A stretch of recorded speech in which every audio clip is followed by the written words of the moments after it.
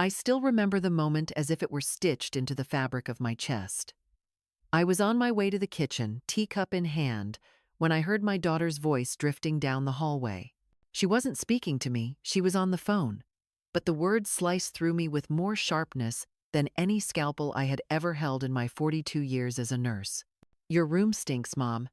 It smells like a nursing home." I froze. For a second, I thought perhaps I had misheard. Yet the silence that followed, punctuated by her soft laugh, told me I had not. My knuckles whitened around the chipped mug I carried, and instead of stepping into the kitchen as planned, I turned back quietly, almost like a ghost retracing her steps. I said nothing. I didn't confront her, didn't ask for clarification, didn't defend myself. My lips stayed sealed, but my mind lit up with fire, because in that single sentence, I was no longer a mother who had given her life to raising her daughter. I was a burden, a smell to be hidden, an embarrassment. That was the moment I decided silently, firmly, that my dignity would not rot in a guest room. My name is Marianne. I am 77 years old, though some mornings my bones argue with me that I must be closer to 90. My hair is a silver pixie cut short, practical, but still holding the faintest echo of the style I used to wear when I was a young nurse at St. Joseph Hospital. Petite in frame but stubborn in spirit, I always thought of myself as someone who kept going no matter how heavy the shift, how endless the paperwork, or how frantic the emergency room grew. For 42 years, I dedicated myself to that hospital, to caring for strangers as if they were family. I thought that meant, when it was my turn to need care, I would be received with open arms. Life doesn't always work that way. My daughter Amanda is 39. She is the only child I ever had, and I used to think she was my greatest success. She works in finance, always in press suits, always a plan on her tongue, sharp as a blade and just as quick to cut when something displeases her. When she was a little girl, I used to braid her chestnut hair and pack her lunchboxes with small notes. "You can do anything. Love, Mom." Somewhere along the way, those notes stopped being needed. Somewhere along the way, she became the kind of woman who didn't want reminders of softness. Amanda has a husband, Derek. He is the quieter type, the kind of man who retreats behind the glow of his laptop after dinner. He is polite to me, never unkind, but his politeness has the hollowness of someone performing a role. I often wondered if he ever saw me as more than just his wife's mother, an obligation tucked into the corners of the house. Then there are the children, my grandchildren. Ethan, 16, with his headphones practically glued to his ears. He's tall now, taller than Amanda, and sometimes I catch glimpses of the boy. He used to be the one who begged me to read him Where the Wild Things Are for the 100th time. And Lily, 12, with her big, observant eyes and a tendency to mimic her mother's sharp tone, though she still slips her hand into mine when no one is watching. The house we live in now is a wide, two-story in the suburbs. Cream siding, a porch swing, manicured hedges that never seem to carry dirt the way my tomato garden once did. When I had my mild stroke 3 years ago, I made the decision to sell my condo and move in here. It seemed sensible.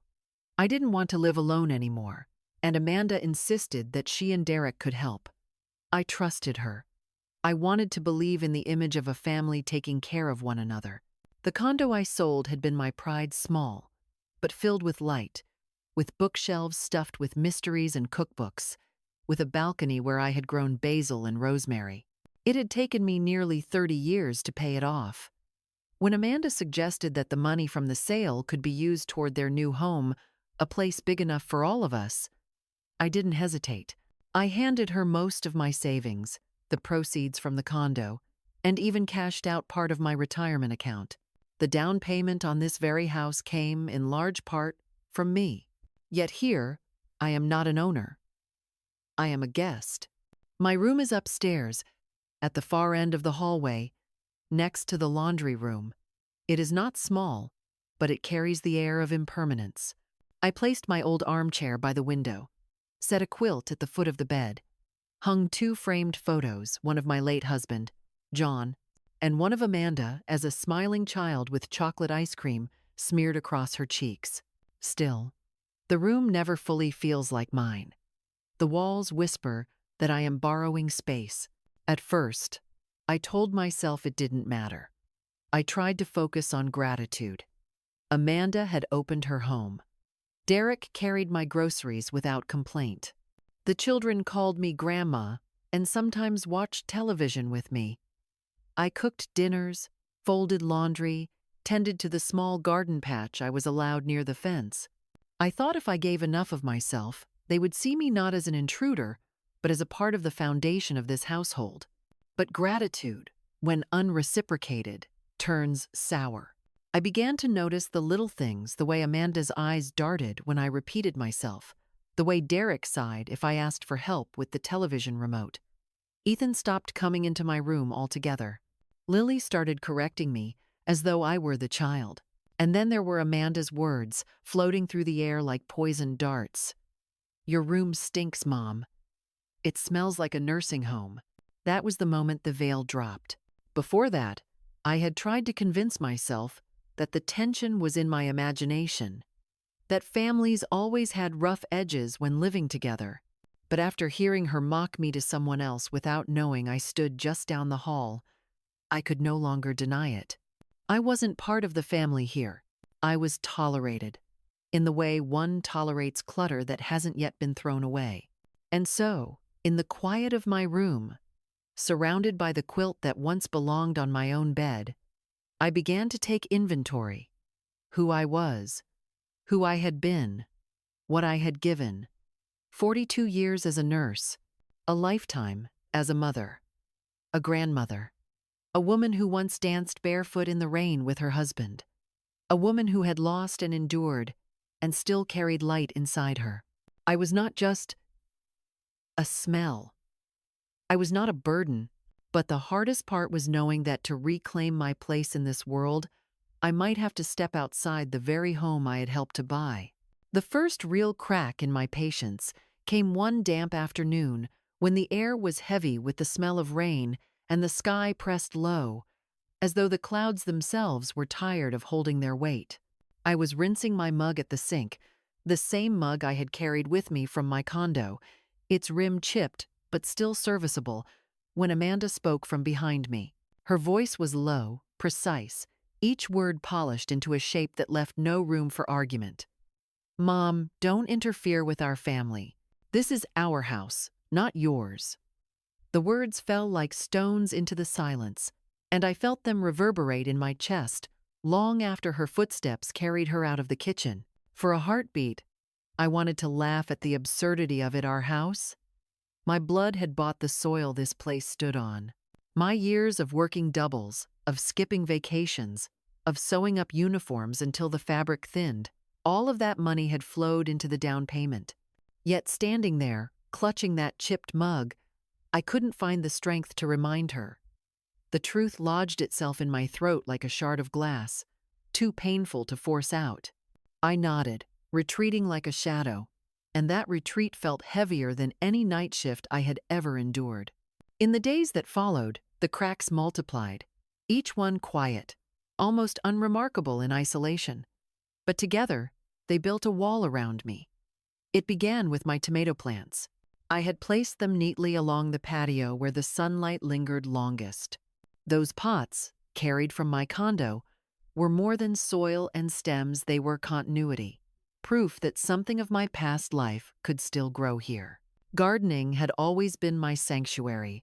The rhythm of watering, pruning, waiting for the green to redden was my way of stitching hope into the day. But one morning, as Amanda stirred her black coffee and glanced out the window, she said flatly, "Mom, could you move those behind the shed? They don't fit the house's aesthetic." I stood there, spoon frozen above my oatmeal, wondering when family homes had begun needing to resemble catalog photographs. Those tomatoes had fed us once, had been Ethan's favorite when he was small, the juice staining his chin as he giggled. But under Amanda's gaze, stern and expectant, I felt myself shrink into compliance. That evening, I dragged each heavy pot behind the shed, the scrape of terracotta against concrete loud in the quiet dusk. Each scrape sounded like surrender, like another piece of myself being filed away where no one had to look. The small indignities piled higher. One Sunday, I rose early, dusted the counters, and baked cookies thick, golden, with a hint of cinnamon. The same recipe Amanda used to sneak bites from when she was a girl, unable to wait until they cooled. The kitchen filled with the sweet scent of sugar and vanilla, and for a brief moment I felt alive again, like I had brought something into the house that could soften its sharp corners. I arranged them on a plate and left them in the center of the table, imagining Derek would take one with his coffee or Lily would nibble one after school. Instead, hours passed.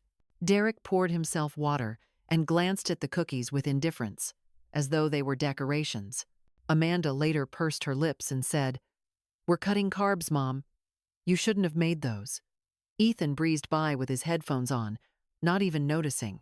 By the second evening, they sat untouched, their edges hardening, the scent fading into something stale.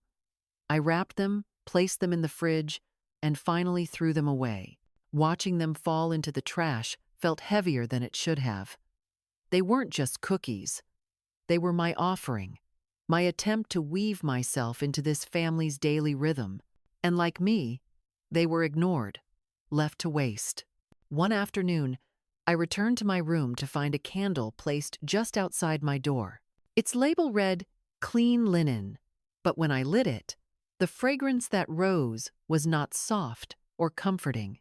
It was sharp, chemical, sterile, the kind of smell that clings to hospital corridors. I didn't need Amanda to explain. The candle was a message.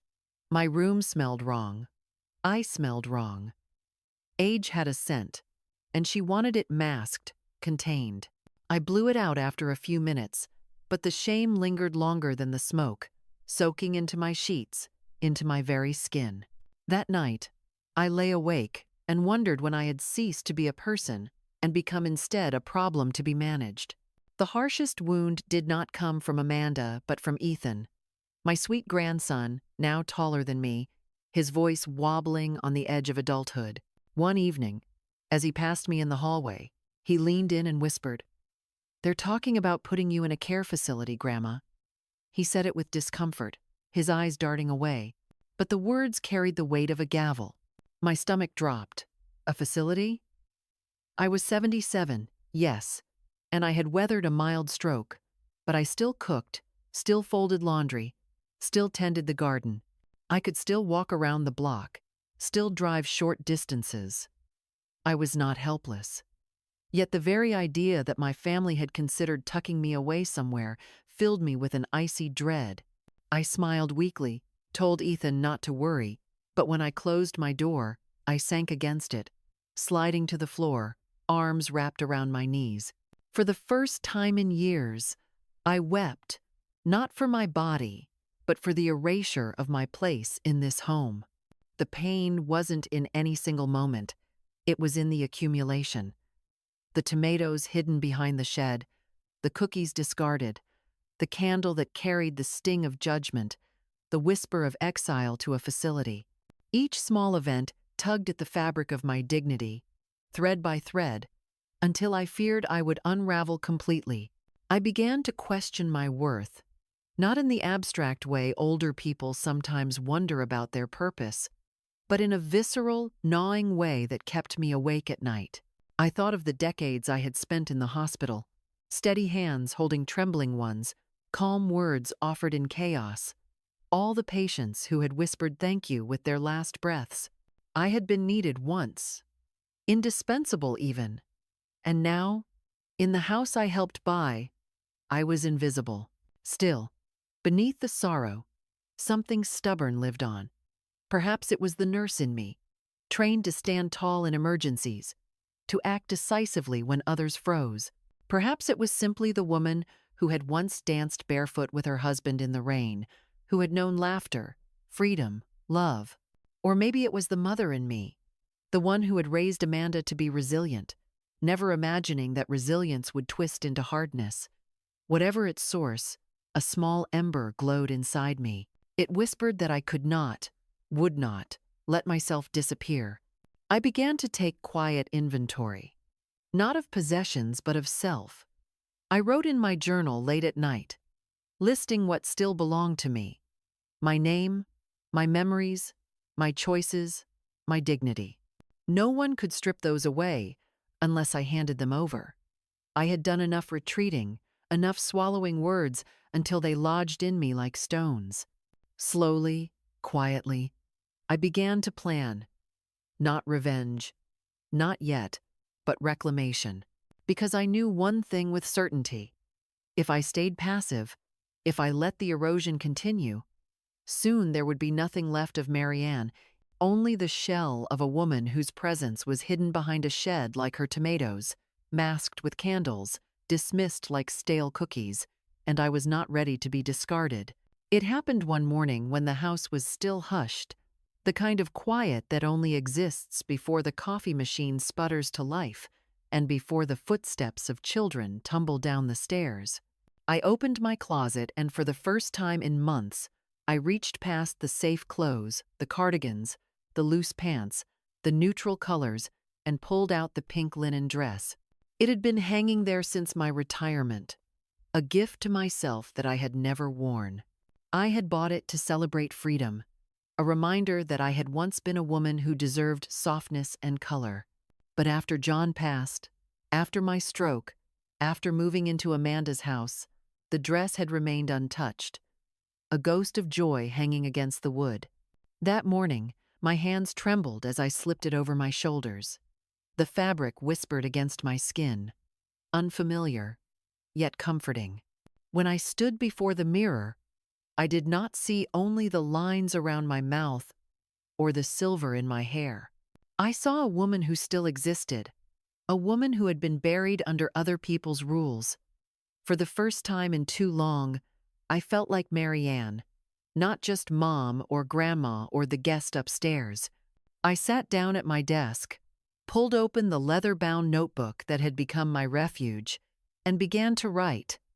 The first line was simple: my name belongs to me. Then, my memories belong to me. Then, my choices belong to me.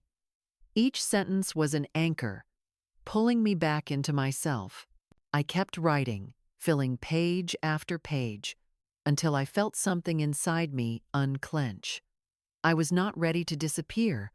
I was not ready to surrender my place in the world. The next step was harder.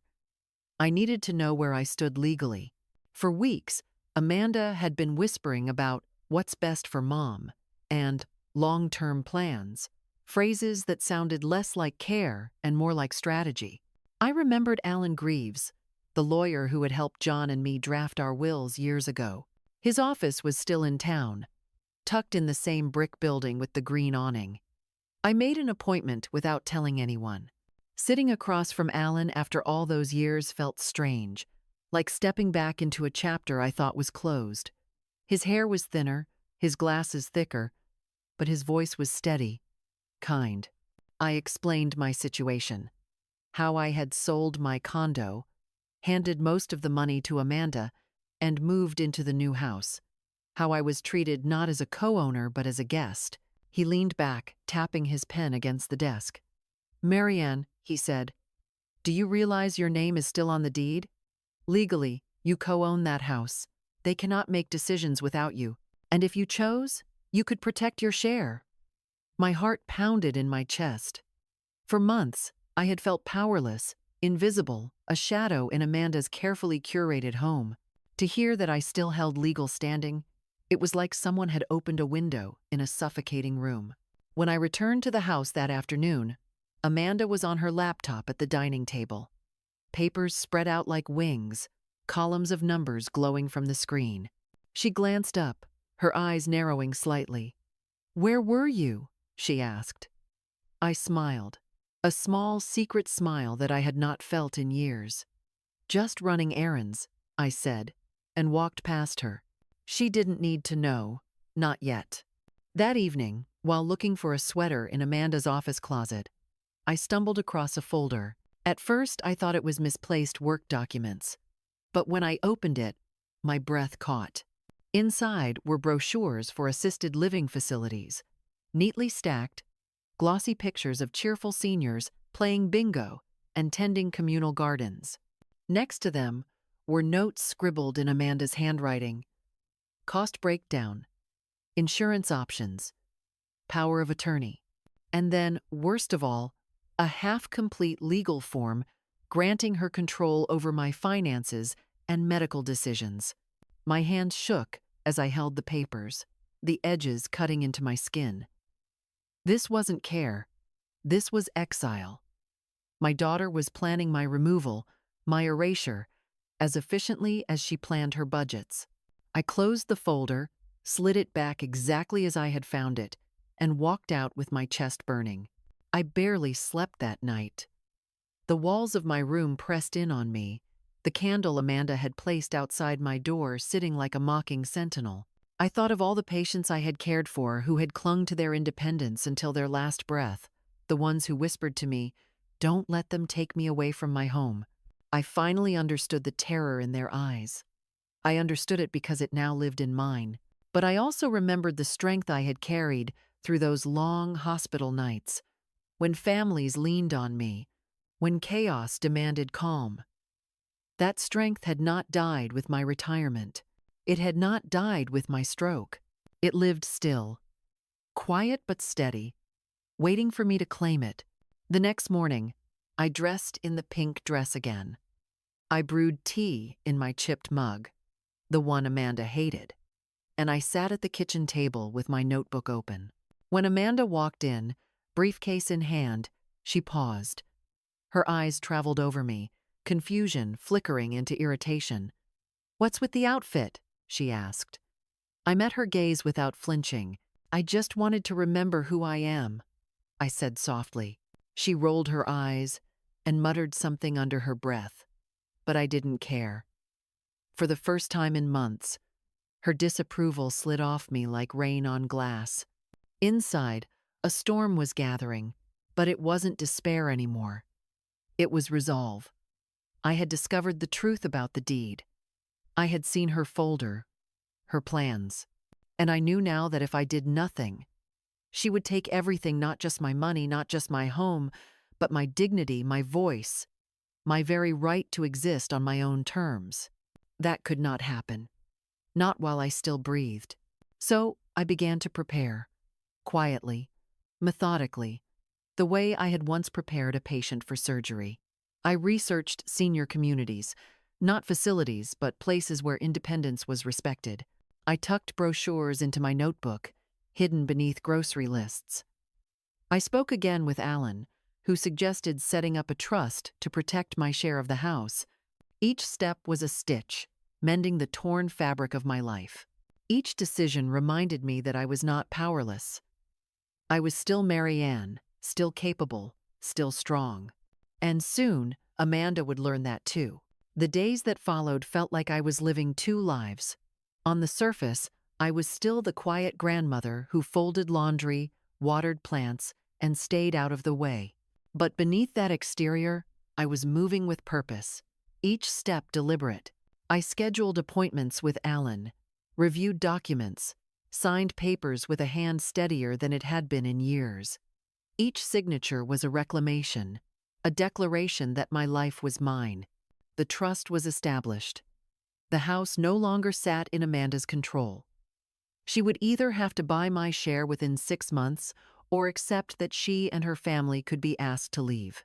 For once, I felt the scales tilt in my favor. One afternoon, when Amanda was at work and the kids were at school, I visited a place called Sagewood Village. It wasn't a facility, it was a community. Small cottages with porches, neighbors tending gardens, the smell of roses drifting in the air. The manager, a warm woman named Clara, greeted me by name as though she had been waiting for me. She walked me through a cottage with light streaming through the windows, a small kitchen with space for my mug and my cookbooks, a patio where tomato plants could thrive without judgment. As I stepped into the bedroom, my throat tightened.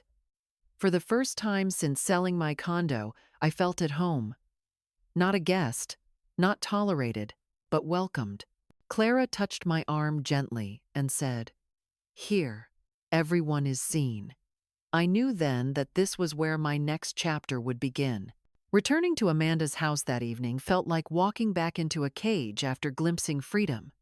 Derek sat in the living room, staring at his laptop as usual, barely acknowledging me. Amanda's voice floated from the kitchen, sharp as she argued with someone on the phone about numbers, deadlines, control. I passed her, clutching the Sagewood brochure in my pocket, and for the first time I didn't feel small. I felt like someone carrying a secret the others could not imagine. In the following weeks, I quietly arranged my move. I donated clothes I no longer needed, boxed up books, sorted through keepsakes. I moved slowly, so no one noticed, slipping small bags into my car trunk when I ran errands. Each hidden trip to Sagewood brought me closer to freedom. I felt like a soldier preparing for a long-awaited escape, careful not to trigger alarm until everything was ready. Then came the day of decision. Amanda and her family had gone on a weekend trip skiing, something I no longer had the strength for, though they hadn't bothered to invite me. I stood alone in the quiet house, the walls pressing in one last time. My room looked bare now, the quilt folded neatly, the chair empty. I placed the final box in the car and returned inside for the last task. On the dining table, I set down a letter. My hands didn't tremble as they once had. They were steady, deliberate. The letter read, "Amanda, this house has been placed in a trust. You have 6 months to decide whether you will buy my share or make other arrangements. I have moved to a place where I am welcome, where I am seen. Do not call me until you are ready to truly see me as more than a burden, Mom." I placed the letter under a paperweight shaped like a lighthouse, one I had bought years ago at the shore when Amanda was still a child chasing seashells. Then I walked out the door, locking it behind me, not as a guest, but as a woman reclaiming her dignity. Driving to Sagewood, the road stretched before me like a ribbon of possibility. I thought of all the nights I had lain awake in Amanda's house, suffocated by the weight of invisibility. I thought of the tomatoes hidden behind the shed, the cookies thrown away, the candle that carried insult instead of comfort. Each memory no longer hurt, it fueled me. It reminded me why I was leaving, why I was choosing myself. When I arrived at the cottage, Clara was waiting. She opened the door with a smile and said, "Welcome home, Marianne." I stepped inside, set down my bag, and breathed deeply. The air smelled of fresh wood and lavender, not of shame or bleach. I placed my chipped mug on the counter, draped the quilt over the bed, and set my framed photos on the dresser. For the first time in years, I was not a guest. I belonged. That night, I sat on the patio under the soft glow of string lights, a cup of tea warming my hands, the faint hum of crickets filling the silence. I looked up at the stars and whispered to myself, I didn't run away. I walked out with dignity. And in that moment, I knew. I had chosen life, chosen freedom, chosen to be seen. Whatever storm Amanda unleashed when she discovered the truth, I was ready. Because I was no longer afraid. When I first settled into the cottage at Sagewood Village, it felt almost surreal, as though I had stepped through a hidden door into a version of life I thought was long gone. The cottage was modest but warm, with pale yellow walls that caught the sunlight in the mornings and a small patio that opened onto a patch of earth just waiting for my hands. I planted 3 tomato plants the very first week, pressing the soil down with fingers that remembered the rhythm of nurturing. Watching those green stalks stand upright against the breeze gave me a kind of strength no medicine could provide. Here, I was not asked to hide them behind a shed. Here, they belonged. And so did I. Neighbors introduced themselves not with suspicion, but with smiles. Margaret, A retired teacher with a laugh that rang out like church bells brought me a basket of muffins. Robert, a widower with kind eyes and a weathered baseball cap, offered to help me set up my patio chairs.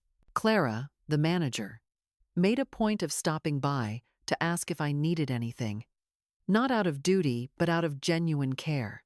For the first time in years, people saw me as Marianne, not a burden, not mom, not the extra body in the house. They saw me as someone whole. Evenings at Sagewood carried a softness that Amanda's house never had. Neighbors sat on porches with glasses of iced tea, exchanging stories, waving at passers-by. I joined a gardening club where we shared seedlings and recipes, and for the first time since my retirement, my laughter came easily, spilling out without fear of judgment. I began to write again, filling my notebook not just with lists of what belonged to me, but with hopes for what lay ahead. There were moments I felt like I had been lifted out of a fog and given back the horizon. But freedom is rarely simple, and peace rarely comes without a storm. It was 2 weeks after I moved when Amanda called. The phone buzzed on the counter, her name flashing like a warning signal. I hesitated before answering, but my resolve was steady. "Hello, Amanda," I said, my voice calm. On the other end, her tone was sharp, slicing through the line. "Where are you? What have you done?" I could almost hear her pacing, her heels clicking against the hardwood floor. I took a breath. "I've moved out, Amanda. The house is in a trust. You have 6 months to decide whether you want to buy my share or not." The silence that followed was heavy, suffocating. Then came the explosion. "How dare you? After everything I've done for you, after we opened our home, after I rearranged my life to take care of you, this is how you repay me? By stabbing me in the back?"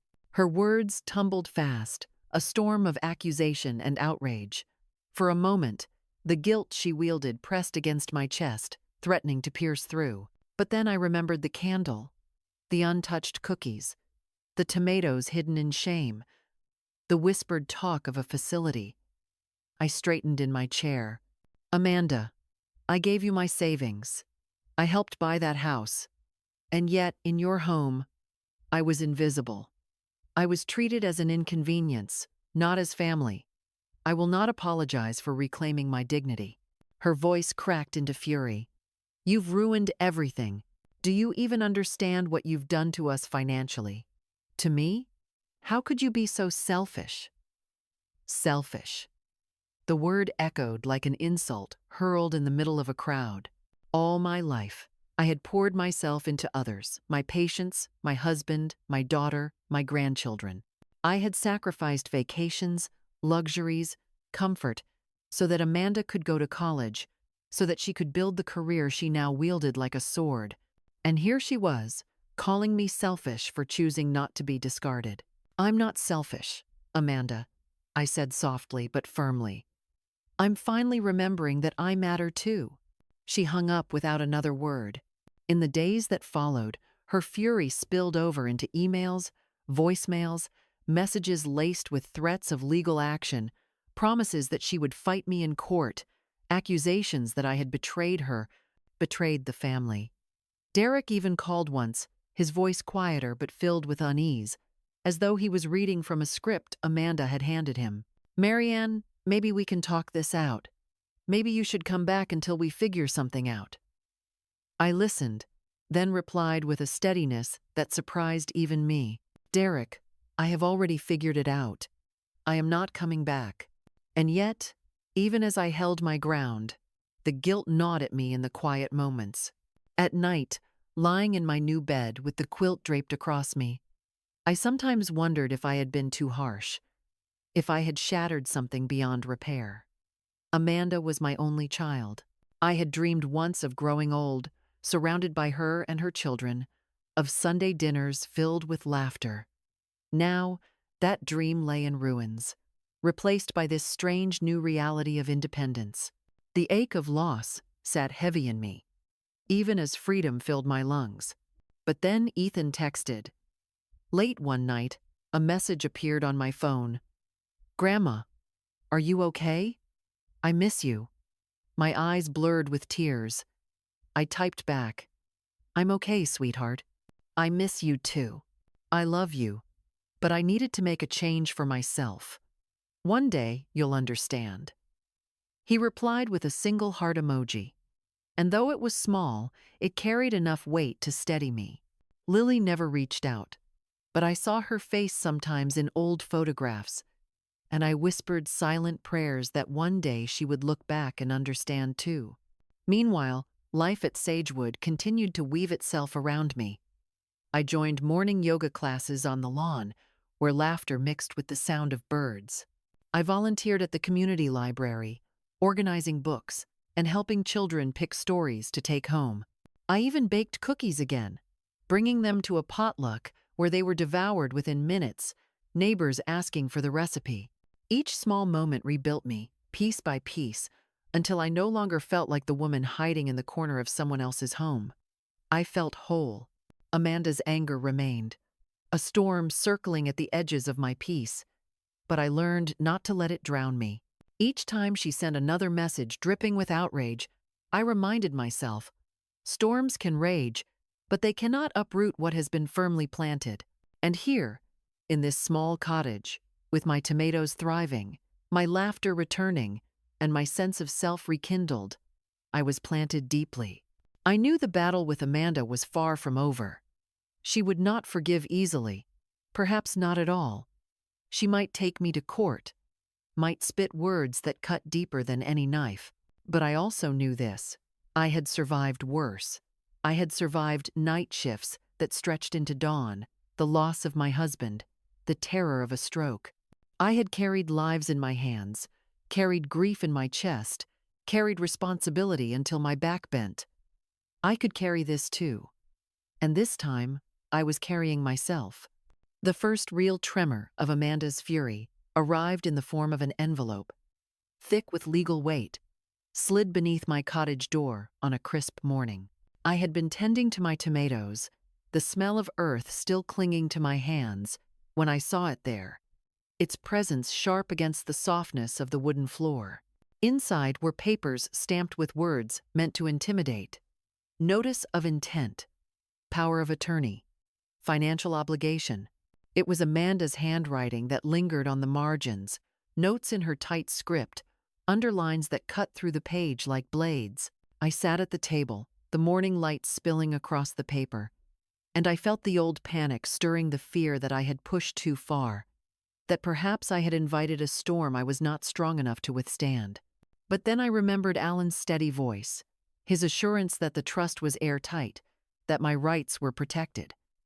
Slowly, I stacked the papers neatly, set them aside, and brewed myself a cup of tea. The message was clear. Amanda was escalating, but so was I. The phone calls came next, not just from Amanda, but from family I had not heard from in years. A cousin left a message, urging me to work things out with Amanda before it destroys the family. An old friend called, her voice hesitant as she said, "Amanda told me you're not well, that you're making rash decisions. Is that true?" Each call carried Amanda's fingerprints, her attempt to paint me as unstable, ungrateful, incapable. It stung. Hearing people I loved question my mind, as though age had erased my ability to choose for myself. Yet beneath the sting was fire. I had spent a lifetime being the dependable one, the strong one, the one who carried burdens silently. To have my daughter reduce me to a caricature of fragility was an insult too deep to ignore. Then, one afternoon, Amanda appeared at Sagewood.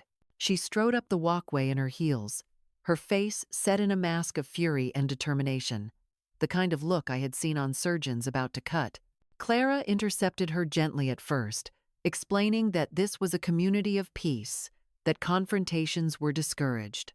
But Amanda brushed past, her voice loud enough to draw curious eyes from neighboring porches. She banged on my door, calling my name, demanding I come out. My hands shook as I turned the knob, not from fear but from the weight of the moment. When I opened the door, Amanda's eyes raked over me, scanning the cottage, the flowers by the window, the life I had begun to build. "So this is where you're hiding," she spat. Playing house while your real family falls apart. Do you even care what you've done to us? I stepped onto the porch, standing between her and the sanctuary of my home. I care, Amanda, I said softly, but I will not return to a place where I am treated as invisible. I will not sign away my life so you can make decisions for me. I will not be erased. Her voice rose, sharp enough to cut through the autumn air. You're being manipulated. You don't understand what you're doing. You're not thinking clearly. Mom, you're sick. You need help. The words hit like stones, heavy with accusation, dripping with dismissal. Neighbors had gathered now, their eyes wide, some whispering among themselves. For a moment, shame pricked at me, the urge to retreat, to smooth things over, to be the mother who sacrificed her pride to keep the peace. But then I thought of all the sacrifices that had already bled me dry, and I stood taller. I am not sick, Amanda, I said, my voice carrying further than I expected. I am old, yes. I am slower, yes. But I am not incapable. I am not senile. And I am not yours to control. I gave you my trust once, and you used it to diminish me. That ends today. Amanda's face twisted, torn between rage and disbelief, as though she could not fathom a world in which I defied her. For the first time, I saw not just my daughter, but the reflection of her need for control, her fear of vulnerability, her inability to see me as more than a figure to manage. Clara stepped forward then, her presence calm but firm. Amanda, this is Marianne's home. If you cannot respect that, I will have to ask you to leave. The neighbors nodded subtly, a silent chorus of support that bolstered me in ways I hadn't expected. Amanda's eyes flicked around, realizing she no longer held the stage, no longer had the power of audience sympathy. She hissed under her breath, "This isn't over," before spinning on her heel and stalking back to her car. As I watched her drive away, the air seemed to lighten. My hands still trembled, but not with fear, with release. The confrontation had cost me, left my heart pounding and my chest aching, but it had also given me something back. My voice, my stance, my refusal to be diminished. The neighbors who had witnessed it stopped by later with gentle words, small reassurances that I was not alone. And though I wept quietly that night for the daughter I had lost to pride and ambition, I also smiled through those tears, because for the first time in too long, I felt like I had won a battle worth fighting. The weeks after Amanda's outburst on my porch felt like a battlefield conducted in silence and paper. Letters arrived by certified mail, heavy envelopes stamped with legal threats, each one bristling with jargon meant to frighten me into surrender. One declared that Amanda would pursue guardianship, citing my declining health and poor judgment. Another claimed financial mismanagement, suggesting that I had been coerced into establishing the trust. Each accusation was not only a lie, but an insult to the life I had lived with strength and clarity. I sat at my table, tea cooling in my chipped mug, reading those words with a steady heart. Fear tugged at me, yes, but it no longer had the power to root me in silence. With Alan's guidance, I responded point by point, his firm hand reassuring me that truth and law were on my side. Every time I signed my name beneath a letter of rebuttal, I felt my identity stitch itself back together. Amanda's calls grew fewer but sharper, each one dripping with venom. "You think this is dignity? Ruining your family? Dragging us through court?" she snarled one evening. I let her words wash over me, then replied with calm finality. "What I think, Amanda, is that dignity means refusing to be erased. If protecting myself hurts you, maybe it's because you expected me to live only for you." There was silence on the other end, and then the abrupt click of her hanging up. That silence echoed louder than her anger. It carried the weight of disbelief that her control no longer held me. It was Ethan who broke the stalemate. One Saturday, as I was kneeling in the soil outside my cottage, coaxing a new row of basil to settle in, I heard a hesitant voice behind me. "Grandma?" I turned, and there he stood, lanky, awkward in his teenage skin, but with eyes wide and earnest. My throat tightened at the sight of him. "Ethan," I whispered, rising slowly. He shuffled his feet, glanced at the ground, then looked back at me with a determination that startled me. "I just wanted to see you. Mom doesn't know I'm here." We sat together on the patio, the afternoon sun casting long shadows. Ethan spoke in halting bursts, confessing that the tension at home had become unbearable, that Amanda's anger had filled every room, that even Derek seemed smaller under its weight. "She says you betrayed us," he admitted, voice low. "But I don't think you did. I think you just wanted to live your own life. And I get that." His words cracked something inside me, not in pain but in release. Here was proof that I was not insane, not selfish, not the villain Amanda painted me to be. My grandson saw me. I reached for his hand, rough from basketball practice, warm and alive. "Ethan, I never wanted to hurt your mother, but I could not keep living as a shadow. You have to promise me something. Never let anyone convince you that your worth depends on being small. You deserve to live with dignity, too."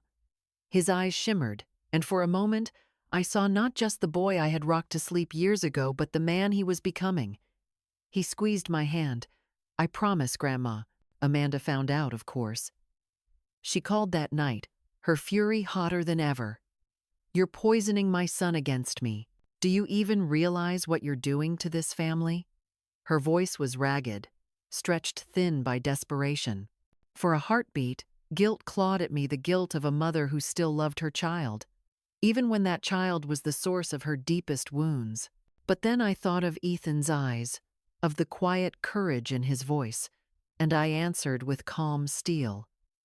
"I am not poisoning him. I am showing him that love does not mean control, that family does not mean erasure. If he learns that from me, then I've done right by him." The line went dead. In the days that followed, Amanda's attempts lost their sharpness. Perhaps she realized the legal fight was futile. Perhaps she realized that her grip on Ethan was slipping, that her narrative no longer stood unchallenged. Or perhaps she simply grew tired of fighting against a mother who had finally remembered her own strength. Whatever the reason, the storm began to recede, leaving behind a fragile quiet. I walked through Sagewood with lighter steps, my neighbors greeting me with warmth that anchored me further. I tended my tomatoes, baked cookies for potlucks, even began painting again, something I hadn't done since John was alive. And every so often, Ethan would text or call, small connections that stitched hope into my days. Amanda's absence still ached, a hollow space where closeness should have been, but it no longer defined me.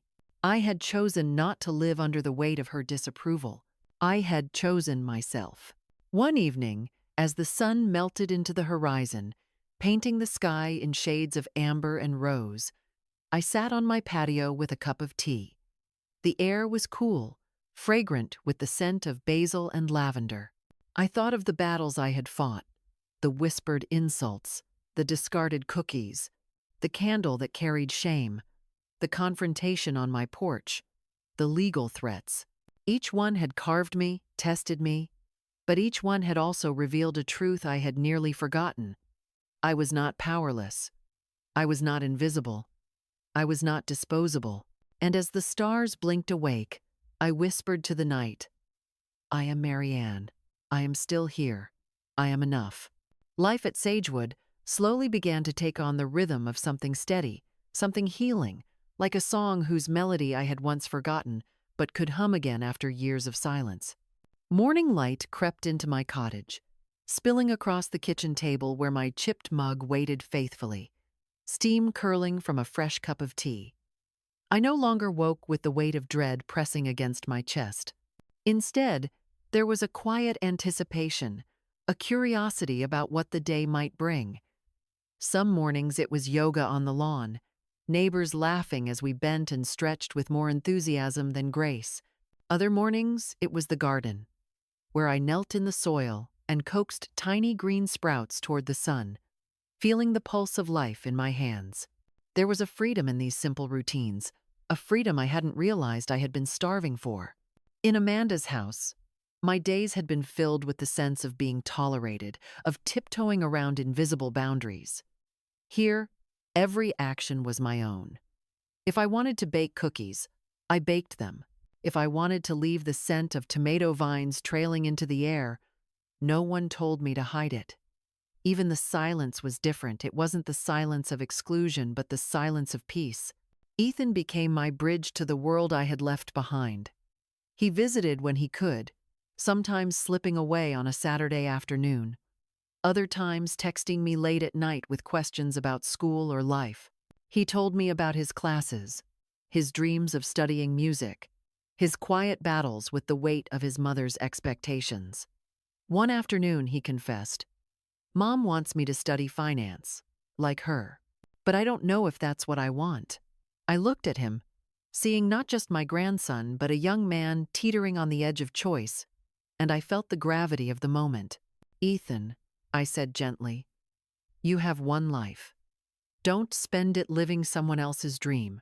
Even if you stumble, even if it takes longer, live in a way that feels true to who you are. That's worth more than any title, any paycheck." He nodded, and in his eyes I saw the glimmer of something I had almost lost in Amanda, a willingness to listen, to let love be more than control. Amanda, on the other hand, remained a storm on the horizon. Her messages came less frequently, but were always edged with resentment, reminders that the wound between us was far from healed. "You've broken this family," she wrote once. "Do you know how much you've embarrassed me?" I read the words, let them settle, and then set the phone aside. The old me would have scrambled to fix it, to patch over the cracks with apologies and concessions, but the woman I had become understood that some cracks were not mine to mend. Amanda's anger was her own burden, born of her need for control, her fear of vulnerability. I could not carry it for her anymore. Still, at night, I sometimes lay awake with memories of the girl she had been. I remembered the afternoons when she'd come running into my arms after school, her hair wild, her smile wide. I remembered teaching her to ride a bike, my hands steady on the handlebars, my voice urging, "You can do it." I remembered the quiet nights when she'd curl against me, whispering her fears about monsters under the bed, trusting that my presence alone could banish them. The ache of those memories lingered like a bruise tender, impossible to ignore. She was still my daughter. And even as I stood firm in my boundaries, I carried love for her. Love that was no longer desperate or self-erasing, but love nonetheless. The community at Sagewood helped me carry that ache without being crushed by it. Margaret often invited me for tea, her conversations weaving humor into the cracks of life. Robert, with his weathered hands, taught me how to repair small things around the cottage, his patience a reminder that kindness could be simple, unforced. I joined a book club where we argued passionately about characters and endings, and for the first time in years, my voice rose freely in debate, without fear of being dismissed. These connections didn't erase the pain with Amanda, but they reminded me that life could still hold joy, still hold friendship, still hold meaning. There were moments of fear, of course. Sometimes when the mail arrived, I braced myself for another legal threat. Sometimes I caught sight of a car that looked like Amanda's and felt my stomach tighten. But those fears no longer owned me. They were part of the landscape of this new life, shadows that could not blot out the light. One evening, Ethan sat beside me on the patio, the air filled with the fragrance of basil and lavender. He looked at me, his voice softer than usual. "Grandma, do you think Mom will ever forgive you?" The question hung heavy between us. I thought of Amanda's eyes the day she stood on my porch, filled with fury and disbelief, and I thought of all the years I had bent myself into shapes trying to keep her happy. Finally, I said, "I don't know, Ethan. Maybe she will, maybe she won't. But forgiveness is not something I can force. All I can do is live in a way that feels true." If she ever chooses to see me as I am, I'll be here. If not, I'll still be here, whole and unbroken."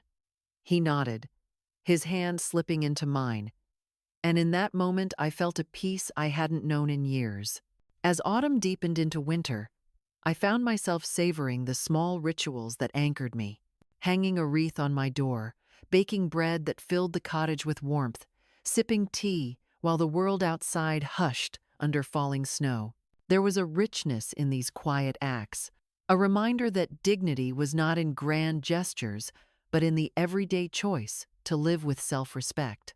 Looking back, I realized the greatest shift was not in Amanda, not in Ethan, not even in the house I had left behind. The greatest shift was in me. I no longer measured my worth by how much I was needed, by how much I could sacrifice, by how well I could keep the peace. I measured it by my ability to stand, to choose, to exist as myself without apology. That was the gift Sagewood had given me. Not just a cottage, not just a community, but the space to remember that I was still here, still whole, still Marianne. And so, as the year turned and the days lengthened again, I carried with me not bitterness, but resolve.